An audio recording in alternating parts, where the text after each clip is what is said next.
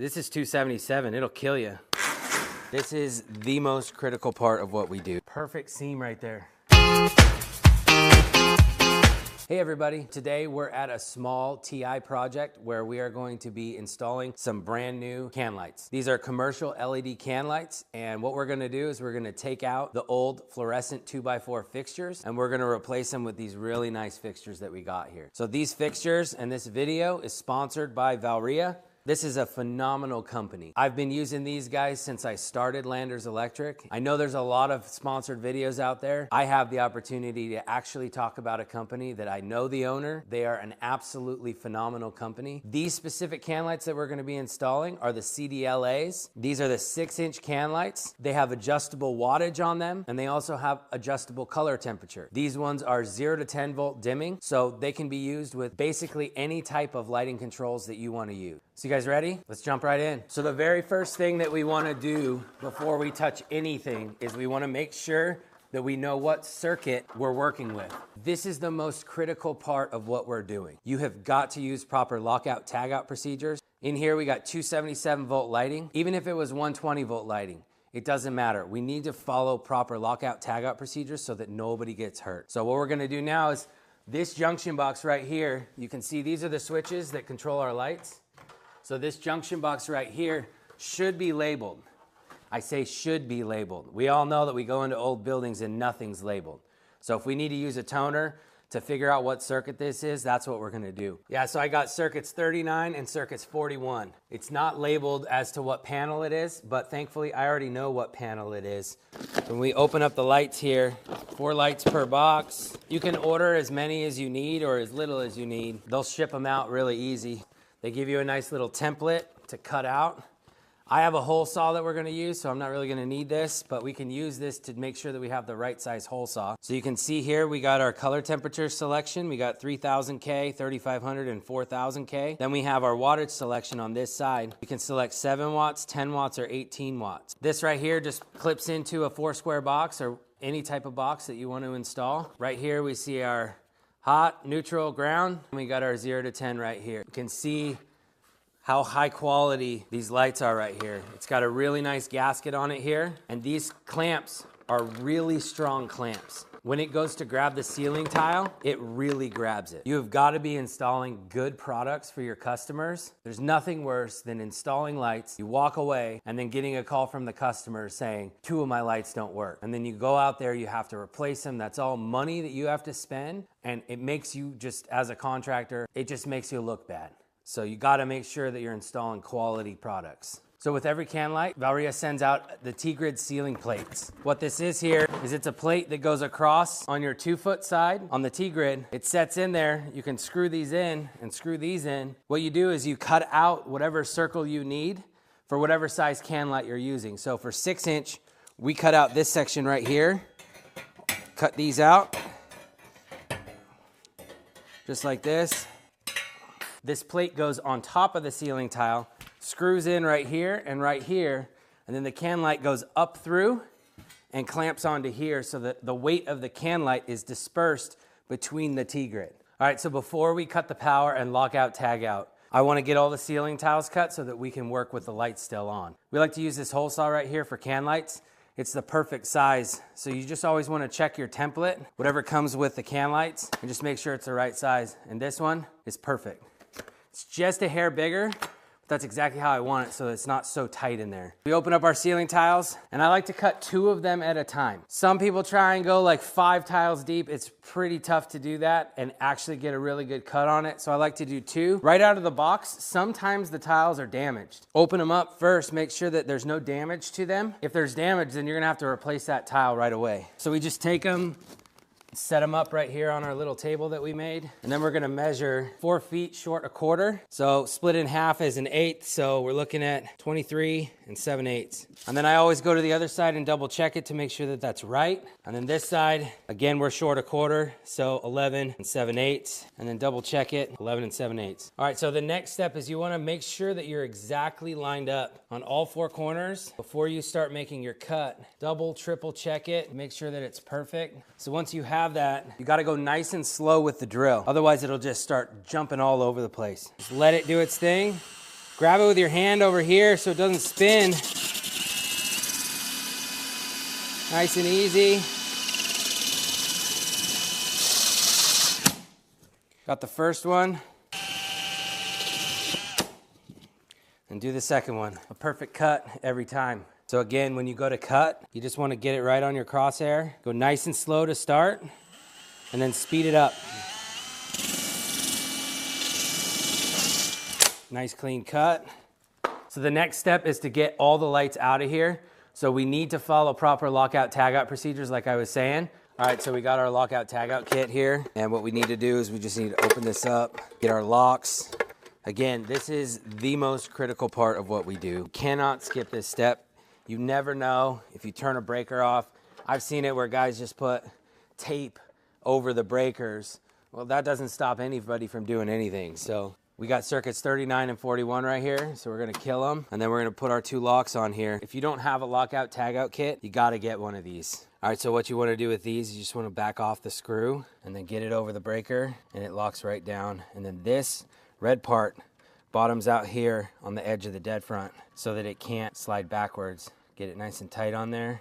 And we'll do the same thing to the second one. So loosen the screw, get it on here.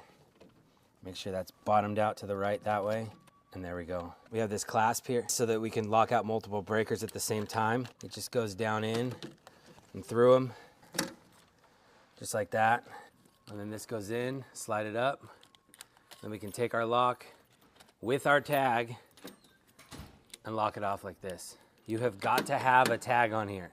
You can't just put the lock. You have to have a tag with your name, your number, and the date. So on there, we're gonna change that to the date today. So now we're safe. And then let's say you have multiple people working on the same circuit. Everybody's gonna put their lock on here that's working on that circuit and hold on to their own keys. That keeps everybody safe so that not just one person can come over, take it off before they know that the circuit is ready to be energized again. Once you have done lockout, tagout, and live dead live testing to make sure that the circuit's off, then we can get started.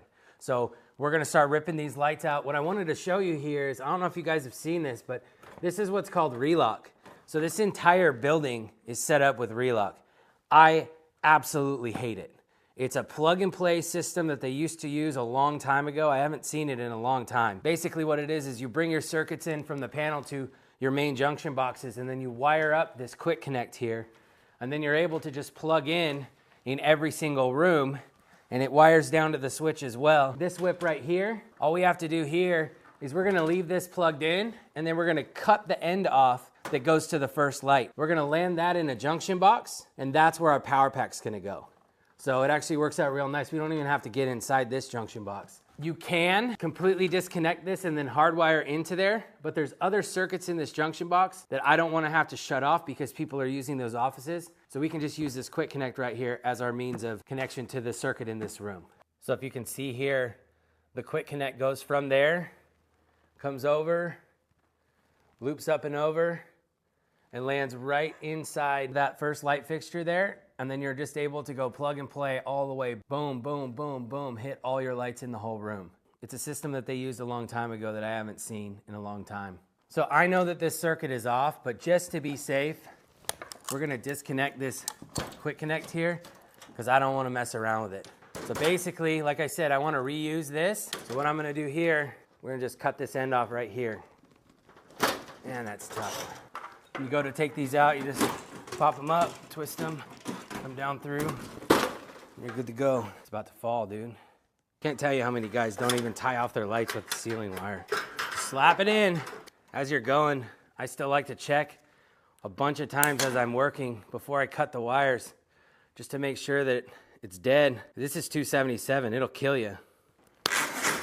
So once you get all the lights out, the next step is you want to pay attention to the electrical drawings. Make sure you put the tiles in where they're supposed to go. I've had it before where you put them in the wrong tile, wire them up, then you got to move them. So to do these, you just slide it up at an angle, pop it up, turn that corner in, make sure that side is all the way that way, and it should just pop right into place, just like that.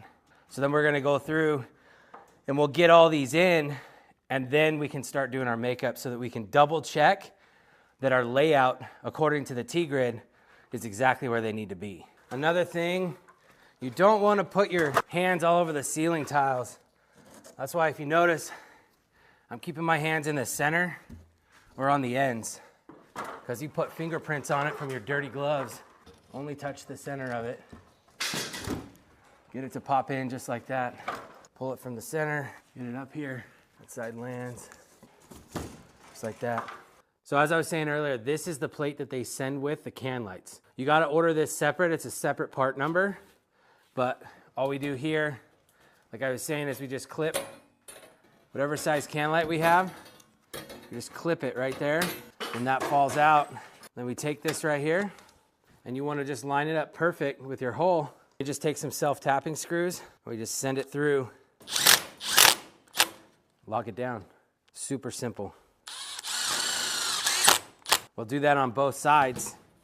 Make sure that we're nice and lined up. So then we just take the can light like this, take it, get all this right there, fold up your clamps, and then it's just gonna go up, just like that. Perfect seam right there. I absolutely hate the can lights that don't suck up there, but these have such good clips on the back side. They're amazing. All right, so then on the top, once you have it in, you make sure it's perfectly centered in here. So the next thing we need to do is tie off the light. So I like to take the light wire. If you don't have any, you need to shoot some from up top, because every can light needs to have a light wire protecting it in the event of an earthquake or some other issue that happens. So here's an area where I see a lot of guys making mistakes. So you want to get this really tight down there, and then you need to have at least 3 turns within an inch, right? So if you fold it down like that and then fold it up, make yourself a handle. I like to cut these shorter so I can work with it. And then nice and tight. None of this super loose all the way up. It's got to be 3 in an inch. Just like that. Get it really tight. You're good to go. So if you can see right there really close, at least 3 wraps within an inch. And then this is secured. They give us this safety clip, so once I have the light tied off, just clip it on and you're good to go. So the next thing you want to do is you want to mount your junction box. But before I mount it, I want to knock out what I need so that I'm not messing up the T-grid as I'm trying to beat the knockouts out. So pay attention to if you have 1 or 2 whips coming in or what you need. So here we're going to do a double hit, and I want to have this light wire here so that I can batwing and support the wires according to the code. So also so that we can pass inspection, right? So I'm going to take this box, I want it this way. So I'm going to knock 1, 2 out. 1, it's going to be a double connector for the power coming in and out, and then 1 for the 0 to 10 volt wires. I also need a 3rd one so that the whip from the fixture itself can go in the junction box. So once I have those knocked out, then you just take this. You want to make sure you use the short tech screw so it doesn't go through the tile, obviously. And then just give yourself, just like that, 1, 2, I like to give it 3. There you go. And I always make sure that we have our ground tails in before so that we're not messing up the box as well. So now we're set. We're going to run through, wire everything, get it all supported, and then we'll be able to make up all the junction boxes. Before I leave this, you need to get yourself in a system so you don't forget certain steps, right? So as you're installing commercial LED lights, whether it's 2x4 LED, flat panels, or whatever it is, make sure that you get into a system. So here, it's really easy to forget to set these. So I want these at full wattage. So I'm going up to 18, and then I want them at 35K. I don't like 3,000 and I don't like 4,000. So most of the buildings that we do, it's 35K. Sometimes if it's like a bio lab or something, they'll want it at 4,000 or even 5,000 in some of the labs. But for here, 35K is going to be where we want to be. All right, so I went ahead and turned the box around. For one, I like how this whip curves like this, and 2, you guys can see me better. So what we do here is you can see we got one of the whips ran. This is end of line, so it's only going to be 1 hit on this one. So what I like to do, get it bat winged up. So if you can see here, this is a bat wing. This is what we use to strap the MC to the light wire. You're not supposed to bat wing to T-grid wires. You have to use your own light wire to batwing to. And then as far as what the National Electric Code says for strapping, normally when we go out of a junction box, you got to strap it within 12 inches. But up here in an accessible ceiling, you can actually go 6 feet from the last point of cable connection to your light fixture. We still, though, don't want any EMC or anything sitting on top of the grid. So here, I'm gonna make sure that that doesn't happen. We got a nice loop here, and then I'm gonna line this up. So this is where I want it. So I wanna show you guys. You can use a roto split to do this. I like to use my dikes, it's pretty quick. So you just take your dikes right here, on an angle, push, and clip. And then you take it, and you pull it off, just like that. It's really simple. And then we need to put our red head on here, and then we can slide our connector on. So this right here is a red head. We use the red head and we slide it up in there to protect the wire so that it doesn't catch an edge right there and short out. So you just take it like this, open it up. This one's a little bit too big. So what you can do here is you can just put your finger on the end and spin it backwards so it kind of opens it up a little bit, and then pinch this closed and slide it up in there. So you can see then it's protected all the way around the edge there. Then I like to take the plastic off. We'll clip it real quick, just like that. And then a quick tip with the MC connectors. So these things can go on really tight, and if you look inside there, it's got really sharp edges in there. We don't want those sharp edges to catch the wire as we're sliding it up. So I take needle nose and I just go like this, open them up wider. Then you can see it kind of open it up. It's still tight enough to grab it, but not so much that it's gonna cut the wire open, as you can see, and then just pop it on and you're good to go. And we slide the wire in here, get that up, and snap it in. And then with our 0 to 10, same thing. I already cut it to length. I put just a plastic bushing in the box there, if you can see. Right here, there's a plastic bushing in there. We're just gonna take this, slide it through, just like that. And then I wanna put one last zip tie right here to hold it in place so it doesn't come out of the box backwards. We just take it like this, and there you go. We take this, clip it off. Now, when we do the 0 to 10, I see a whole bunch of guys.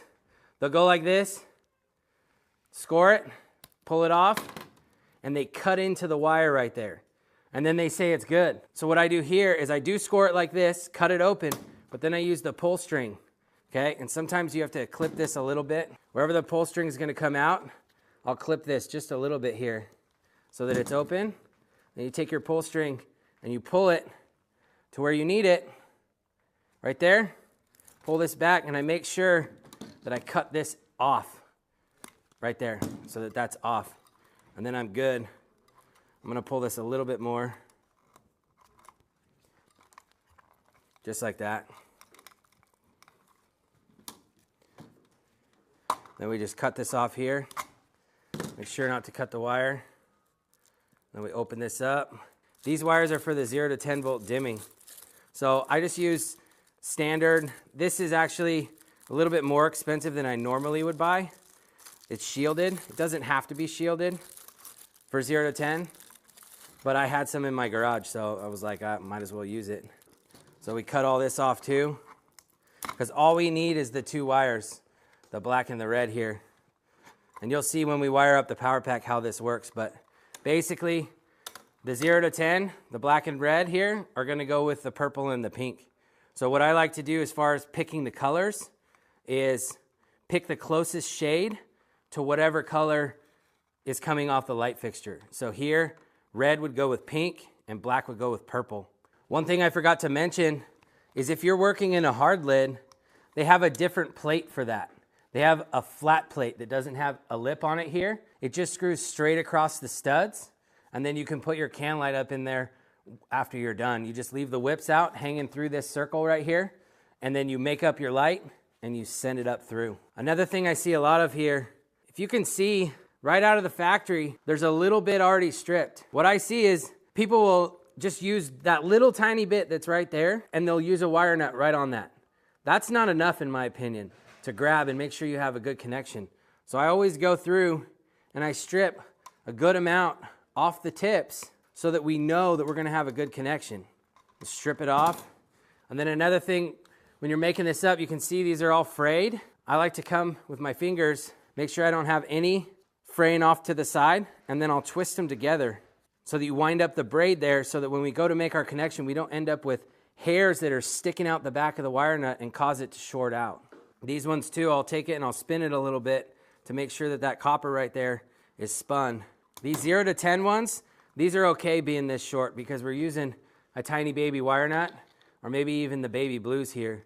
So that's okay for those ones. It's just when I'm making connection from a 16 gauge over to a 12 gauge, I want more copper or more connection showing there so that it makes a really good connection with the wire nuts. I'm gonna wire this up real quick. So we got it all made up. The last thing we wanna do is we wanna label what panel, this is panel C, what circuit, 39, and what the voltage is, 277 volt. If this had 2 circuits going through it, we'd want to label this 277/480. Or if there was multiple circuits in here, we'd want to do like 3941, but this only has 1 circuit in it. So once you got it labeled, you just want to put it on and close it up. And then we'll run around, we'll do all the rest of them. All right, so we got the lights installed. They look phenomenal. We got the 0 to 10 wires all tied in. The lights dim down. They're super smooth as they dim. They go back up. Really smooth.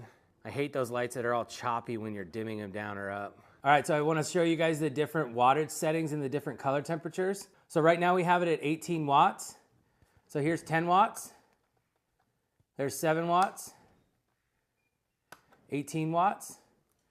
And then if we go to 3000 Kelvin, 3500, and 4000. So it's really nice that you can change the wattage and the color temperature if you want, depending on what you're trying to match. Well, that's it. As I said, Valria is an absolutely phenomenal company. So if you'd like to pick up their commercial LED can lights or any other commercial lights that you need, the link's down in the description. And as always, if you'd like to learn more about electrical installations, feel free to check out the videos right here or the one video right here. Thanks so much. We'll see you on the next one.